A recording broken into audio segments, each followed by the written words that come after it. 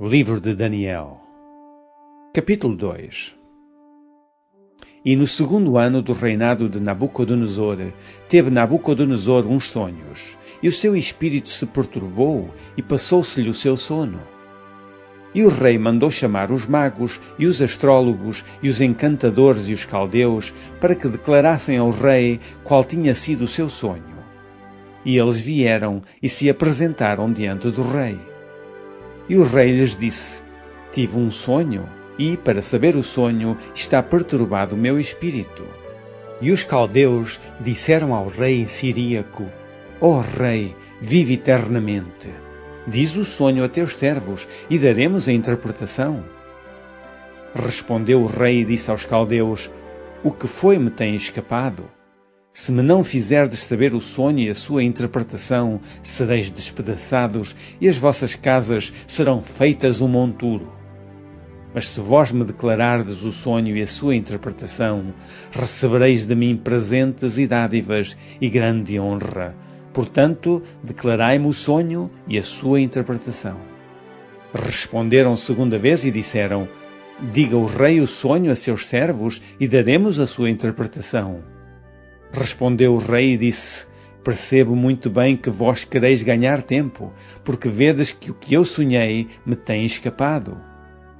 Por consequência, se me não fazeis saber o sonho, uma só sentença será a vossa, pois vós preparastes palavras mentirosas e perversas para as proferirdes na minha presença. Até que se mude o tempo, portanto, dizei-me o sonho, para que eu entenda que me podeis dar a sua interpretação. Responderam os caldeus na presença do rei e disseram: Não há ninguém sobre a terra que possa declarar a palavra ao rei, pois nenhum rei há, senhor ou dominador, que requeira coisa semelhante de algum mago, ou astrólogo, ou caldeu. Porquanto a coisa que o rei requer é difícil, e ninguém há que a possa declarar diante do rei, senão os deuses, cuja morada não é com a carne. Então o rei muito se irou e enfureceu, e ordenou que matassem a todos os sábios da Babilônia. E saiu o decreto, segundo o qual deviam ser mortos os sábios, e buscaram Daniel e os seus companheiros para que fossem mortos. Então Daniel falou avisado e prudentemente a Arioque, capitão da guarda do rei, que tinha saído para matar os sábios de Babilônia. Respondeu e disse a Arioque, encarregado do rei: Porque se apressa tanto o mandado da parte do rei? Então Arioque explicou o caso a Daniel. E Daniel entrou e pediu ao rei que lhe desse tempo, para que pudesse dar a interpretação. Então Daniel foi para a sua casa e fez saber o caso a Ananias, Misael e Azarias, seus companheiros, para que pedissem misericórdia ao Deus dos céus sobre este segredo, a fim de que Daniel e seus companheiros não perecessem com o resto dos sábios da Babilônia. Então foi revelado o segredo a Daniel numa visão de noite, e Daniel louvou o Deus do céu. Falou Daniel e disse: Seja bendito o nome de Deus para todo o sempre, porque dele é a sabedoria e a força. Ele muda os tempos e as horas, ele remove os reis e estabelece os reis, ele dá sabedoria aos sábios e ciência aos inteligentes. Ele revela o profundo e o escondido, e conhece o que está em trevas, e com ele mora a luz. Ó Deus de meus pais, eu te louvo e celebro, porque me deste sabedoria e força, e agora me fizeste saber o que te pedimos, porque nos fizeste saber este assunto do rei. Por isso, Daniel foi ter com Arioque, ao qual o rei tinha constituído para matar os sábios da Babilônia.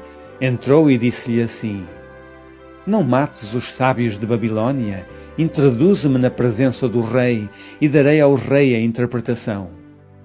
Então Arioque depressa introduziu Daniel na presença do rei, e disse-lhe assim: Achei um dentre os filhos dos cativos de Judá, o qual fará saber ao rei a interpretação. Respondeu o rei e disse a Daniel, cujo nome era Beltesazar: Podes tu fazer-me saber o sonho que vi e a sua interpretação? Respondeu Daniel na presença do rei e disse: O segredo que o rei requer, nem sábios, nem astrólogos, nem magos, nem adivinhos o podem descobrir ao rei. Mas há um Deus nos céus, o qual revela os segredos. Ele, pois, fez saber ao rei Nabucodonosor o que há de ser no fim dos dias. O teu sonho e as visões da tua cabeça na tua cama são estas. Estando tu, ó rei, na tua cama, subiram os teus pensamentos ao que há de ser depois disto. Aquele, pois, que revela os segredos, te fez saber o que há de ser. E a mim me foi revelado este segredo, não porque haja em mim mais sabedoria do que em todos os viventes, mas para que a interpretação se fizesse saber ao rei e para que entendesses os pensamentos do teu coração. Tu, ó rei, estavas vendo, e eis aqui uma grande estátua. Essa estátua que era grande e cujo esplendor era excelente, estava em pé diante de ti, e a sua vista era terrível. A cabeça daquela estátua era de ouro fino, o seu peito e os seus braços de prata, o seu ventre e as suas coxas de cobre, as pernas de ferro, os seus pés em parte de ferro e em parte de barro. Estavas vendo isso quando uma pedra foi cortada sem mão, a qual feriu a estátua nos pés de ferro e de barro e os esmiuçou. Então foi juntamente esmiuçado o ferro, o barro, o cobre, a prata e o ouro, os quais se fizeram como a pragana das eiras no estio, e o vento os levou, e não se achou lugar algum para eles. Mas a pedra que feriu a estátua se fez um grande monte e encheu toda a terra. Este é o sonho, também a interpretação dele diremos na presença do rei. Tu, ó rei, és rei de reis, pois o Deus dos céus te tem dado o reino e o poder e a força e a majestade. E, onde quer que habitem filhos de homens, animais do campo e aves do céu, ele te-os entregou na tua mão e fez que dominasses sobre todos eles. Tu és a cabeça de ouro. E, depois de ti, se levantará outro reino inferior ao teu, e um terceiro reino de metal, o qual terá domínio sobre toda a terra. E o quarto reino será forte como ferro, pois como o ferro esmiuça e quebra tudo, como o ferro quebra todas as coisas, ele esmiuçará e quebrantará. E, quanto ao que vistes dos pés e dos artelhos, em parte de barro de oleiro e em parte de ferro, isso será um reino dividido. Contudo, haverá nele alguma coisa da firmeza do ferro, pois que vistes o ferro misturado com barro de lodo. E, como os artelhos eram em parte de ferro e em parte de barro, assim por uma parte o reino será forte e por outra será frágil. Quanto ao que vistes do ferro misturado com barro de lodo, misturar-se-ão com semente humana, mas não se ligarão um ao outro, assim como o ferro se não mistura com o barro. Mas, nos dias desses reis, o Deus do céu levantará um reino que não será jamais destruído, e esse reino não passará a outro povo. Esmiuçará e consumirá todos esses reinos e será estabelecido para sempre.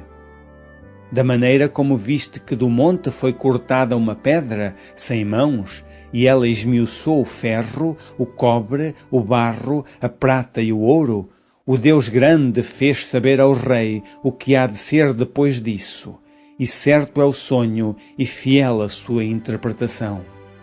Então o rei Nabucodonosor caiu sobre o seu rosto e adorou a Daniel, e ordenou que lhe fizessem oferta de manjares e perfumes suaves. Respondeu o rei a Daniel e disse: Certamente o vosso Deus é Deus dos deuses, e o Senhor dos reis, e o revelador dos segredos, pois pudeste revelar este segredo. Então o rei engrandeceu a Daniel, e lhe deu muitos e grandes presentes, e o pôs por governador de toda a província de Babilônia, como também por principal governador de todos os sábios de Babilônia. E pediu Daniel ao rei, e constituiu ele sobre os negócios da província de Babilônia a Sadraque, Mesaque e Abednego. Mas Daniel estava às portas do rei.